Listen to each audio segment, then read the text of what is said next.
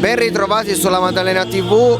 Oggi mi trovo in trasferta, come noterete dal cappellino, dal giubbotto pesante. Non siamo alla Maddalena, ci troviamo alla Erru per Cantinas Apertas.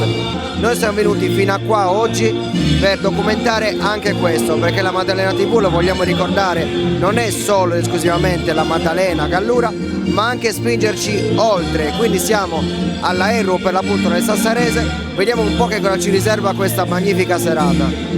Allora, qui alla Erru, appena arrivi ti danno il calice, come potete vedere, è ancora vuoto, ma sto andando a riempirlo, non preoccupatevi.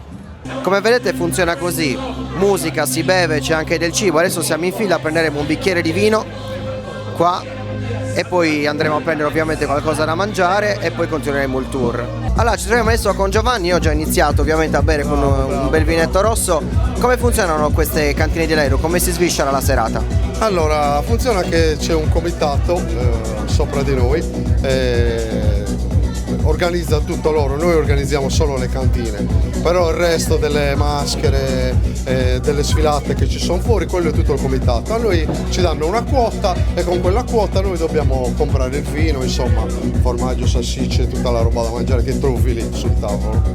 E a livello di affluenza come sono queste serate? Oggi un po' di meno per via della pioggia, però di solito arriviamo a vendere anche sui 4.000 bicchieri, arriviamo semplicemente proprio sui 4.000, oggi sarà un po' di meno, ma vabbè, pazienza, è andata così con la pioggia.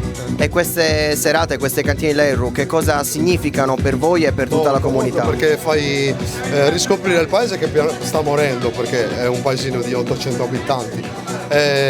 Quindi quando lo vediamo pieno così a noi ci fa piacere, che la gente venga, si diverta e insomma stia in compagnia. Grazie mille Giovanni, in bocca al lupo. Prego, buon proseguimento di serata.